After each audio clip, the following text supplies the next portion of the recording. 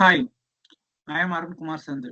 This presentation is all about the business analytics in the UK electricity production industry from the data of from 2014 to 2023. The UK electricity production industry has undergone the major transformation over the past decade, shaped by the global distribution and the national drive towards the decarbonization. The sector included gas, coal, nuclear, and the renewable producers, all navigating volatility in the energy makers, strict regulation, and energy market changing the demand.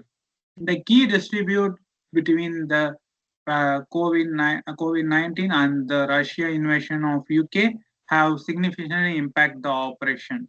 While the Ukraine conflict caused 250% hike in the natural gas prices and the record high electricity prices in 2022. Meanwhile, the government pressure to cut down the carbon emission has shifted the investment sharply towards the renewable energy. Over the 42% of electricity generation is by the green sources. However, the energy also being cost the variety and upfront the capex burner. This introduced the 40% of electricity generated heavily on non-gas producers has added the further complexity. This presentation is explores how different the company responds to these challenges and what are the role workforce size, capital spending, and the strategic investment have played in the driving performance. This dataset includes the financial and the operational data from the five leading electricity production companies over in 10 period from 2014 to 2023. The data has sourced from the FAME and varied against the 2025 EB's World Report. We focus on the five metrics, of which three are directly influenced by the management: the number of employees, wages and salaries, and also the liquidity ratio. This allows us to analyze the both cost control and operational strategy. Metrics like profit margin and the total assets, while the importance are more influenced by the external factors. Together, this variable offers the balanced view for the descriptive and the predictive analysis.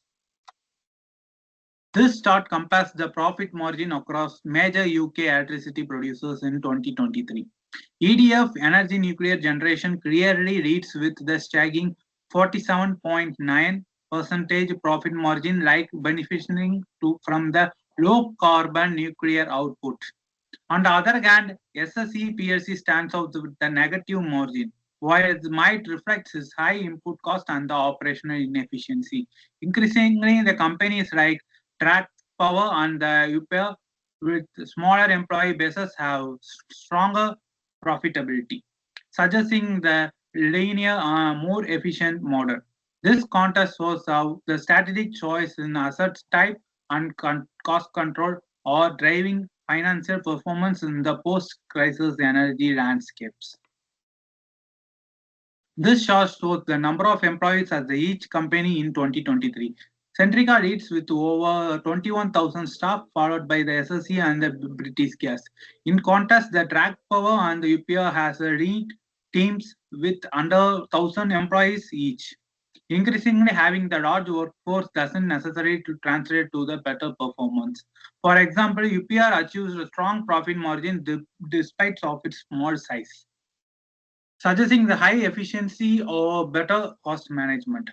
Workforce strategy is one of the metrics the managers can be directly influenced, making it more variable with the both analysis and the regression model later in this presentation. This time series trends, the line chart tracks employees numbers from 2014 to 2023. We can clearly see the workforce shift across the companies. For instance, the Centrica and SSE shows the consistent declines after 2026, likely response to the Brexit uncertainty.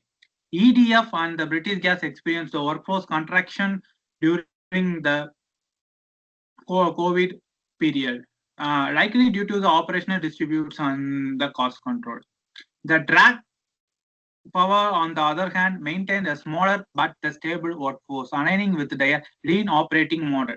This pattern shows how the firms used workforce strategies to manage the variety, and since the employee count is controllable metric, it plays the key role in forecasting the profitability. This chart shows the leading electricity companies manage their liquidity from 2014 to 2023. The liquidity ratio reflects the ability to meet the short-term obligations crucial during the crisis. Centrica and ECF show the consistent ratios suggesting strong financial controls. The SSE shows the high fluctuation possibility due to the asset shift on the market pressure.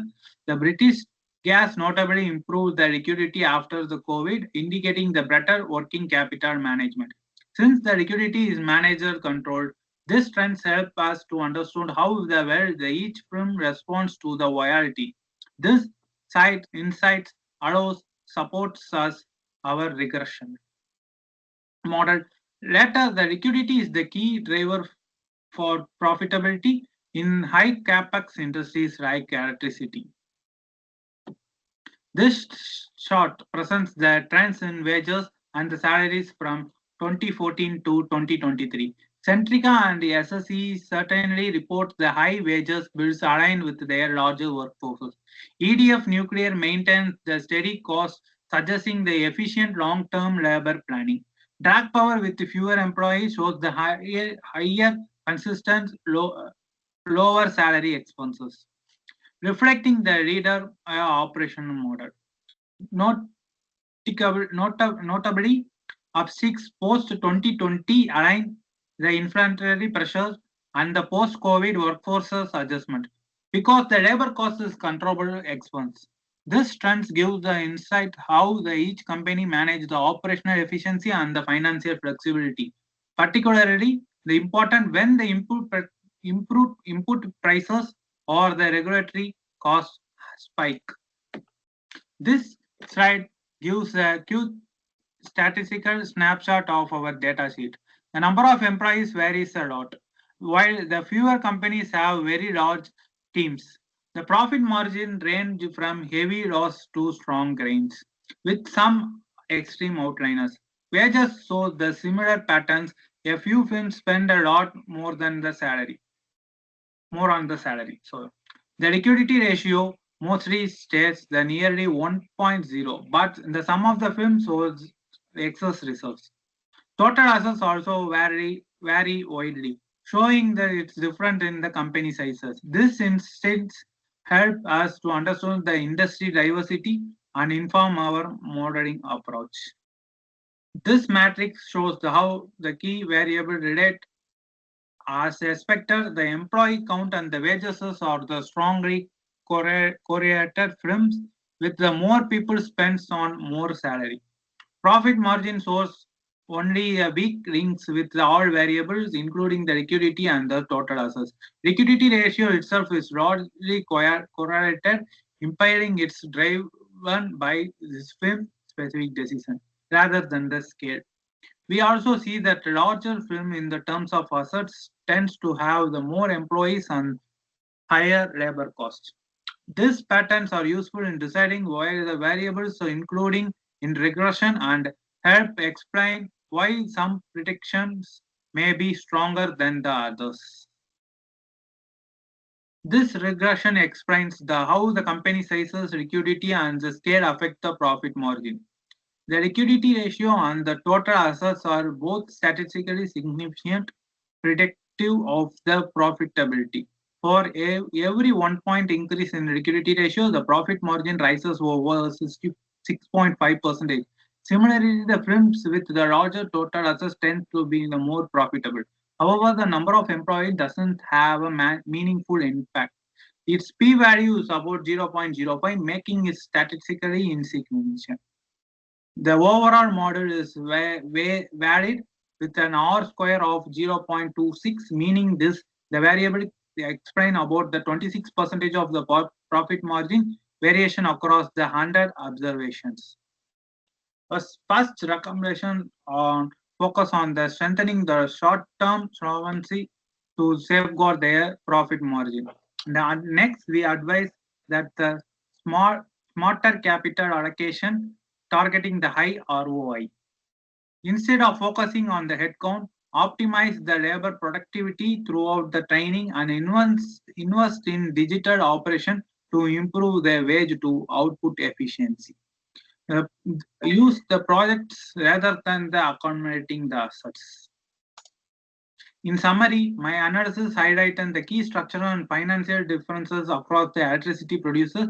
Despite of large variation in the workforce size and earning, only the liquidity and the total assets consistently influence the profitability. This insight is crucially it tells that the capital intensive sectors like electricity, strong financial management outweighs the simply having the employees.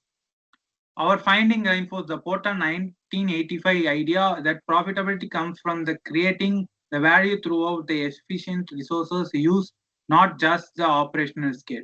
This insight could help the policymakers, investors, and the managers better understood the truly the drives success in these industries. Thank you.